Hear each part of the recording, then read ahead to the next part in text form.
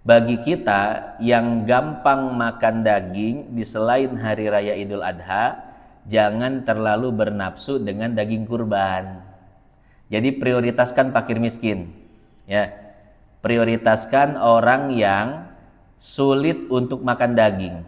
Bahkan nggak pernah makan daging kecuali di hari raya Idul Adha. Hadirin jamaah yang dimuliakan Allah, hari ini adalah hari Rabu malam Kamis tanggal 6 Mei tahun 2026. Itu tanggal Masehinya. Tanggal Hijriyahnya kira-kira tanggal berapa? 21. Tadi hari Rabu tanggal 20. Begitu tiba waktu maghrib, maka tanggal Hijriyah naik jadi 21 Dzulqa'dah. Artinya apa? Artinya sebentar lagi kita akan memasuki bulan Zulhijjah, merayakan hari raya Idul Adha dan melaksanakan ritual pemotongan kurban. Yang jadi panitia harus sudah siap-siap ya, terutama siapkan biaya operasionalnya. Itu yang harus dipikirkan, Pak. Terkadang panitia lupa untuk mencari biaya operasionalnya. Jadi dari sekarang harus sudah terukur dari mana biaya operasionalnya. Misalkan dari kambing 200, sapi 500, begitu ditarikin ya, dari yang punya kambing, punya sapinya. Biar apa? Biar tidak menjual kepala kambing, kulit kambing, dan lain sebagainya. Karena ada larangan dari Nabi, man ba'ajil da udhiyatihi fala udhiyatalah. Barang siapa yang menjual kulit hewan kurban, maka kurbannya tidak sah. Ya. Jadi kulit kurban tidak boleh dijual, kepalanya tidak boleh dijual, dan semua yang berkaitan dengan kurban tidak boleh ada yang dijual.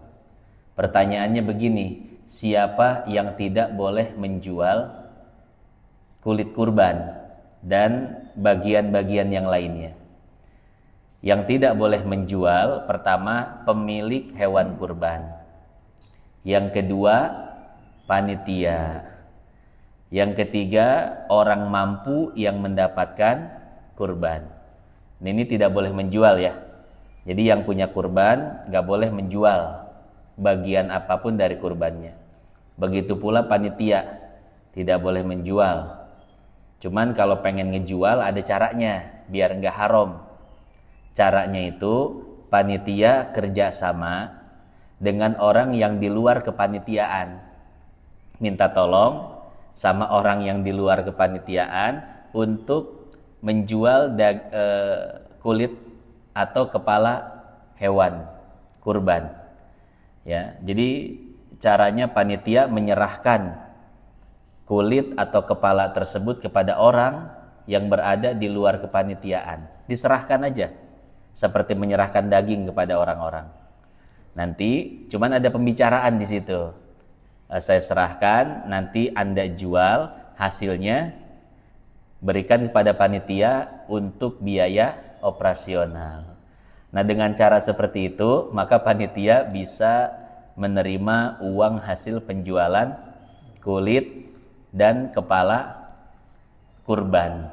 Begitu ya. Tapi kalau panitia menjual secara langsung tidak boleh. Karena panitia itu merupakan wakil dari yang memiliki hewan kurban. Hukum wakil dan muwakil sama. Tidak boleh menjual bagian apapun dari hewan. Begitu pula orang mampu. Kan yang dapat daging kurban itu bukan cuman fakir miskin, Tapi orang mampu itu boleh juga dapat daging kurban. Ya, cuman orang mampu yang dapat daging kurban, ya sudah manfaatkan sendiri, jangan dijual. Kalau yang fakir miskin boleh menjual. Misalkan dari Masjid Miftahuddin dapat 2 kilo, dari Nurul Huda 2 kilo, Nurul Saadah 2 kilo, Mujahidin 2 kilo, itu sehari bisa dapat berapa kilo dia? Sementara di rumah nggak ada kulkas, Pak. Ya, ya maka sisanya jual, nggak apa-apa. Itu khusus bagi fakir miskin. Karena ketika fakir miskin diberikan daging kurban, maka konteksnya itu adalah litamlik, memberikan, menyerahkan kepemilikan. Maka fakir miskin boleh menjual daging kurban. Nah ini kalau model-model kita yang mampu jangan dijual, ya kasihin aja sama orang lain yang belum dapat misalkan, dan lain sebagainya. Nah begitu ya, jadi yang punya kurban harus siap-siap menyediakan dananya, cari hewan kurbannya, panitia juga siap-siap bentuk kepanitiaannya biar rapih. Panitia itu harus ada yang galak ya, jangan panitianya panitia kalem semua. Nanti ada panitia apa namanya? Panitia garis keras. Nanti ada orang bawa pisau dari rumah ngegodot daging kurban, panitia diem bae. Ya, jadi harus ada yang galak diikut sertakan. Jadi panitia yang galak, yang pasang badan.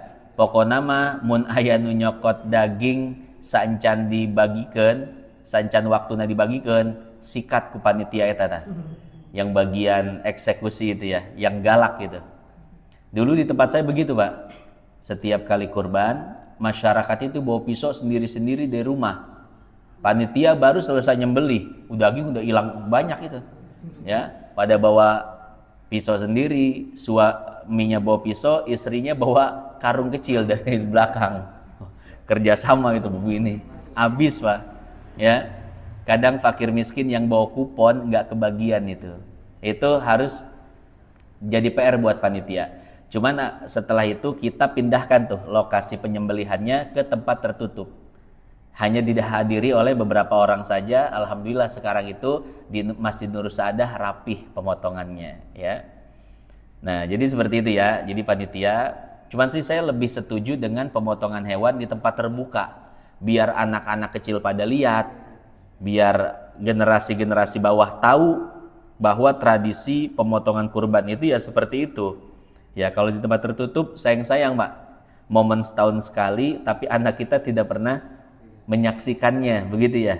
Di lapangan luas biar orang menyaksikan, cuman tadi PR-nya adalah panitia, pasang badan, pasang betis, jangan sampai kecolongan kita ya.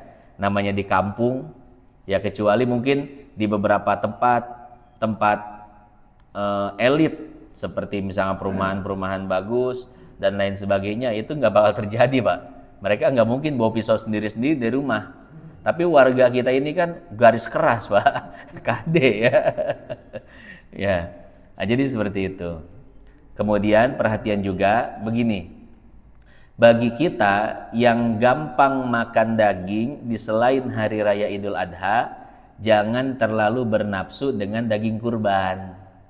Jadi prioritaskan fakir miskin, ya. Prioritaskan orang yang sulit untuk makan daging. Bahkan gak pernah makan daging kecuali di hari raya Idul Adha. Jadi prioritaskan mereka. Kalau kita yang bisa makan daging kapan aja, begitu pengen makan daging tinggal kemana? Padang, jauh amat ke Padang.